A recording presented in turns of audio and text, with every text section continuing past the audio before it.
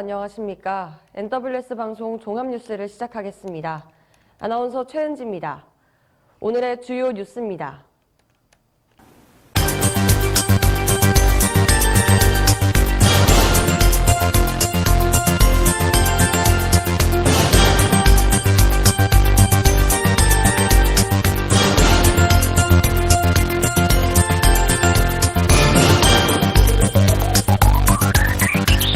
경기도의회 교육행정위원회 의윤주 의원은 11일 토평중학교 등굣길 인사 캠페인에 참여했습니다.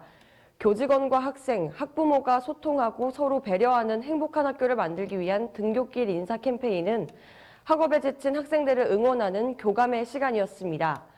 캠페인을 마치고 실시한 노후시설물 현장 점검 및 간담회에서는 올해 구리 남양주 교육지원청에서 배정한 교육 환경 개선 사업비 약 20억 원으로 추진 예정인 공사에 안전한 사업 추진을 요청했습니다. 또한 학생 휴게 공간 부족에 따른 외부 휴게 공간 조성과 교실 급식에 따른 별도의 급식실 조성, 학교 도서관 이전 배치가 필요하다는 의견에 대해서는 적극 지원할 수 있도록 최선의 노력을 다하겠다고 밝혔습니다. 주광덕 남양주시장은 지난 10일 조안면을 방문해 민선 8기 공약사항인 진심소통 1박 2일을 진행했습니다. 진심소통 1박 2일은 지역 주민과 격의 없이 소통하는 자리를 마련해 지역의 현안과 문제 상황 등을 청취하고 마을회관에서 숙박하며 소통하는 프로젝트입니다. 이날 주광덕 시장은 원주 지방환경청의 북한강 하천 기본계획 변경으로 피해가 예상되는 송촌리 지역의 딸기 농가 일대를 방문했습니다. 농민들을 만나 의견을 청취한 주광덕 시장은 주민 피해를 최소화하기 위해 시에서도 주민들과 협력해 강력하게 대응할 방침임을 재차 강조했습니다. 남양주시는 11일 금곡 양정행정복지센터에서 학교폭력 등 갈등 상황을 해소할 수 있는 인력 양성을 위해 회복적 정서 함양 프로그램 부모 교육 개강식을 개최했습니다. 민선 8기 공약 사업으로 지난달에 이어 두 번째로 개최한 개강식에서는 학부모 및 교사 등 30여 명이 참석한 가운데 회복적 정의 패러다임 이해를 위한 강의 등이 진행됐습니다.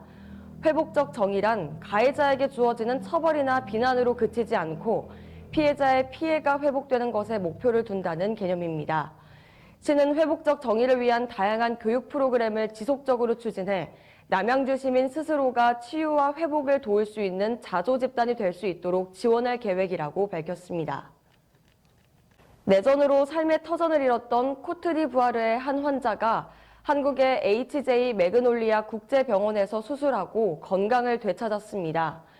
병원은 퇴행성 무릎 관절염으로 보행이 어려운 산구 은동두 환자에게 HJ 국제병원과 자원봉사 애원이 주최하고 경기도 후원으로 진행된 2023 해외 나눔 의료 사업을 통해 수술 및 재활 과정을 지원했다고 밝혔습니다.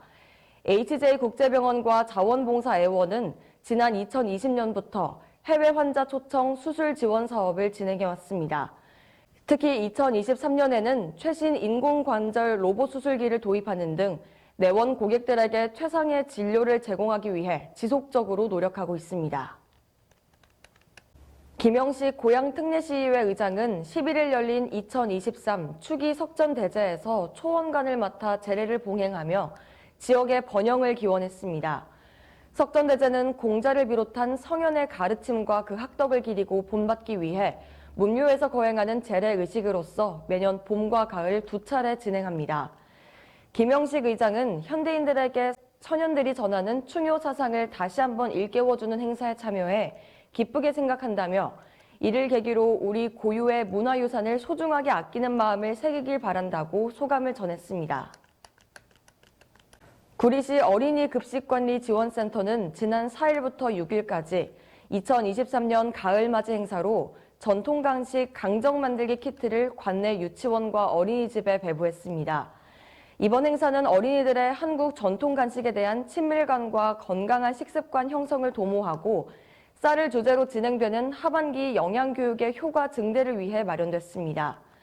센터에 등록된 관내 어린이시설 160개소, 총 5,450명의 어린이들이 쉽고 재미있게 만들기 활동을 할 수 있도록 개별 키트로 제작해 제공했습니다.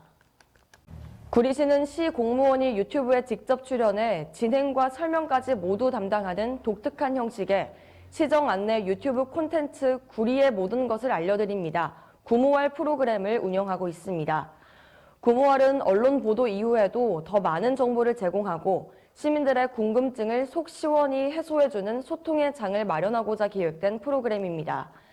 특히 해당 사업을 담당하고 있는 담당 팀장이 직접 시정 정책을 설명해주고 사실관계를 밝혀주는 새로운 형식의 프로그램으로 진행돼 프로그램 런칭 이후 각 지자체에 문의가 이어지고 있습니다.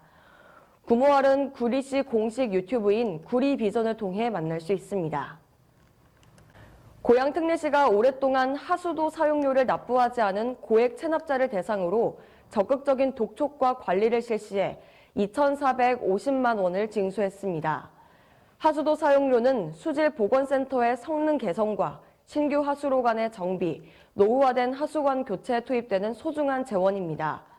시는 지난 7월 하수도 사용요금 체납 징수 계획을 수립한 후 전화를 이용한 체납 징수반을 운영해 징수 활동을 실시했습니다.